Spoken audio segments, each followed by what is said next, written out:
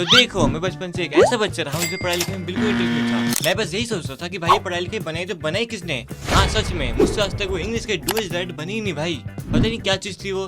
कभी उसे past perfect में चेंज करो, कभी उसे पास्ट कंटिन्यूस में चेंज करो, कभी वर्ब के थर्ड फॉर्म लगाओ, कभी कुछ करो, कभी कुछ नहीं करो, कभी फलाना करो, कभी ठिकाना करो। बस मुझे आज तक समझ नहीं आया कि ये है तो है क्या भाई।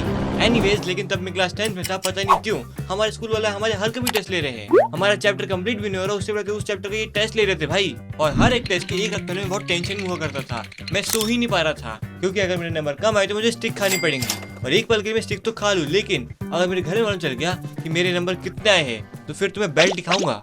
समझ रहे हो? समझ रहे हो आप?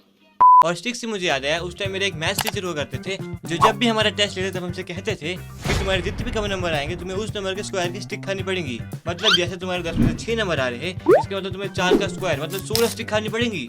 और उस टाइम में सोचता था कि मैं भी कभी क्लास में टॉप करूँ, पूरी क्लास का हीरो बन जाऊँ। और इसके लिए मैं पढ़ाई भी करता था पूरे 2 से 3 मिनट। सॉरी, मजाक कर रहा हूँ, मैं पढ़ाई करता ही नहीं था। मैं उस टाइम पूरे दिन और रात बैठ के बस रील देखता रहता था और सोचता था कि मैं टॉप कर लूंगा। और रील देखते देखते पता नहीं कब रात के 2 बज जाते, मुझे पता ही नहीं चलता। और अगली सुबह मैं फुल टेंशन में, क्योंकि एक तो मेरी नींद पूरी भी नहीं हुई है और मैंने टेस्ट का कुछ पढ़ा भी नहीं है। और अब सुबह के 7 बज चुके हैं और अगर मैं 10 मिनट में यहाँ से नहीं निकला तो मेरी बस छूट जाएंगी। तो अब मुझे भागना होगा। तो देखो, जैसे ही मैं अपने स्कूल पहुंचा तो मैं वहाँ पे क्या देखता हूँ कि मेरी क्लास के सभी बच्चे अपनी बुक खोल के बस रटे जा रहे हैं। पता नहीं क्या रट रहे, मुझे कुछ समझ ही नहीं आ रहा है। और तभी मेरा एक दोस्त आके मुझसे कहता है, भाई आज मैथ्स का टेस्ट है। और फिर मैं बोलता हूँ, क्या आज मैथ का टेस्ट है? और ये सुनते ही मैं और ज्यादा टेंशन में आ गया था, क्योंकि इसके बारे में मैं बिल्कुल भूल ही गया था। और फिर मैं सोच रहा था कि अगर मेरे 0 नंबर आएंगे मतलब 10 का स्क्वायर मतलब मुझे 100 स्टिक खानी पड़ेंगी। 100 स्टिक अपने हाथों पे। और फिर मैं मेरे दोस्त से कहता हूँ, भाई कुछ कर, मुझे आज बचा ले भाई, मैंने कुछ नहीं पढ़ा है। और फिर वो मुझसे कहता है, भाई तू चिंता मत कर, मैं फुल तैयारी के साथ आया हूँ, देख मैंने फर्रे बना लिए हैं। तो देखो, अपने प्लान के साथ हम लोग तैयार थे मैथ्स का टेस्ट देने के लिए। और फिर कुछ देर बाद बजती है हमारे स्कूल की बेल और इसी के साथ स्टार्ट होता है हमारा पहला पीरियड, जो था मैथ्स का। और जैसे ही हमारे मैथ्स टीचर हमारी क्लास में आते हैं, वो हमसे कहते हैं, ओके क्लास, अपनी अपनी बुक्स निकालो। और इस समय मैं सोच रहा था, बुक्स निकालो, इसका मतलब क्या सर टेस्ट के बारे में भूल चुके हैं? और ये सुनते ही हम सबकी खुशी का ठिकाना नहीं था। हम सब इतने खुश थे कि मैं क्या ही बताऊं भाई। लेकिन तभी हमारी क्लास का एक चोमू बच्चा सर से कहता है, सर आप वो आज टेस्ट लेने वाले थे ना?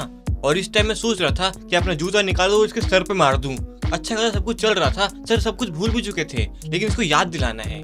और इसके बाद सर उससे कहते हैं, I am proud of your child, keep the same energy tomorrow, क्योंकि आज टेस्ट नहीं होगा, टेस्ट होगा कल। और ये सुनते ही हम सबकी सारी टेंशन दूर हो जाती है।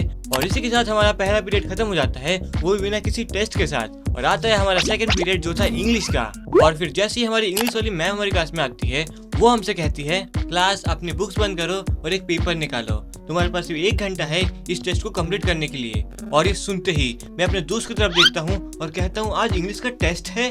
और फिर वो मुझसे कहता है, भाई ये तो मुझे भी नहीं पता था कि आज इंग्लिश का टेस्ट है, और मैंने इसके लिए तो कोई फर्दे भी नहीं बनाए हैं। और फिर अब मैं समझ गया था कि हम दोनों की लग चुकी है, क्योंकि हमारी इंग्लिश वाली टीचर तो हमारे मैथ्स वाले सर से भी ज्यादा खतरनाक है। क्योंकि ये हमें मारती नहीं है, ये हमें रुलाती है और पूरी क्लास के सामने तुम्हारी ऐसी खिल्ली उड़ाती है जिससे तुम पूरी क्लास में मुंह दिखाने लायक नहीं रहते। और जैसे ही हम अपने टेस्ट देने बैठते हैं तो हम वहाँ पे क्या देखते हैं कि हमें तो कुछ भी नहीं आता। और फिर मैं अपने दोस्त को देखता हूँ तो भाई वो सो रहा था, जैसे उसने पेपर देख के हार मान ली हो। और इस टाइम मैं सोच रहा था कि मुझे कुछ आए या ना आए, लेकिन मैं ब्लैंक पेपर तो नहीं छोड़ सकता ना। इसलिए मैं सोचता हूँ कि भाई मैं अपने मन से कुछ भी आंसर लिखूंगा। तो देखो, अपने मन से आंसर लिखने के कुछ नुकसान भी होते हैं और कुछ फायदे भी होते हैं। जैसे अगर तुम अपने बोर्ड पे अपने मन से आंसर लिखते हो और वो क्वेश्चन से थोड़ा बहुत भी रिलेट कर रहा है तो तुम्हें नंबर मिल जाते हैं। लेकिन स्कूल में ऐसा नहीं होता, स्कूल वालों को वही आंसर चाहिए होता है जो उन्होंने लिखवाया होता है। पर इसके बाद भी मैं अपने मन से आंसर लिखते जाता हूँ और इस टाइम मेरा दोस्त मुझे देख के शौक रह जाता है कि भाई मैं लिख क्या रहा हूँ भाई। और पूरे 1 घंटे बाद हमारा टेस्ट कंप्लीट हो जाता है। और भाई इस टाइम जो फीलिंग आ रही थी ना मुझे कि भाई मैंने क्या किया है, भाई अपने मन से सारे आंसर लिख दिए मैंने। लेकिन इसके आगे जो होने वाला था वो मैंने सोचा भी नहीं था। तो देखो, नेक्स्ट डे हमारी इंग्लिश वाली टीचर हमारे टेस्ट पेपर लेके हमारी क्लास में आती है और एक एक करके सभी को अपने टेस्ट पेपर देने लग जाती है। और कुछ देर बाद सभी को अपने टेस्ट पेपर मिल जाते हैं, लेकिन मुझे नहीं मिलता। और फिर मेरी मैम मुझसे कहती है, यूनी तुम लंच के बाद मुझसे स्टाफ रूम में मिलो, तुम्हारा टेस्ट पेपर तुम्हें वहीं मिलेगा। और इस टाइम मुझे अंदर से फीलिंग आ रही थी कि अब मेरे साथ कुछ बहुत बुरा होने वाला है। और अपने लंच के बाद मैं जैसे स्टाफ रूम में जाता हूँ तो मैं वहाँ पे क्या देखता हूँ कि मेरी इंग्लिश वाली मैम फुल गुस्से में बैठी हुई है और फिर मुझसे वो कहती है यूनी तुम इधर आओ, तुम मुझे बताओगे तुमने ये क्या लिखा है। और फिर मैं कहता हूँ मैम इंग्लिश।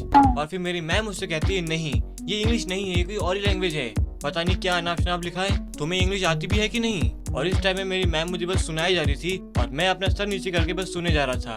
और फिर मेरी मैम मुझसे कहती है लगता है तुम्हारे पेरेंट्स को बुलाना ही पड़ेगा। और फिर मैं कहता हूँ मैम नहीं, पेरेंट्स को नहीं। और फिर मेरी मैम मुझसे कहती है तो बताओ तुमने क्यों नहीं पढ़ा। और फिर मैं मैम से कहता हूँ मैम सच में मुझे नहीं पता था कि आज टेस्ट है और कल रात को मैं बहुत लेट सोया था इसलिए मेरी नींद भी पूरी नहीं हुई थी। और सच बताऊं तो मैं कल रात को फोन चला रहा था और अब मुझे पता था कि मेरी बहुत जोर की पिटाई होने वाली है, लेकिन समहाउ पता नहीं कैसे मेरी मैम ने मुझे माफ कर दिया और कहा आज तुमने सच बोला है इसलिए मैं तुम्हें छोड़ रही हूँ, लेकिन नेक्स्ट टेस्ट में तुम्हारे ज्यादा नंबर आने चाहिए। और इसी के साथ आज मैं एक बहुत बड़ी पनिशमेंट से बच जाता हूँ। शायद आज मैम का मूड अच्छा था इसलिए मैं बच गया। And the moral of the story is पढ़ाई करो, टाइम पे सो और हॉनेस्ट रहो।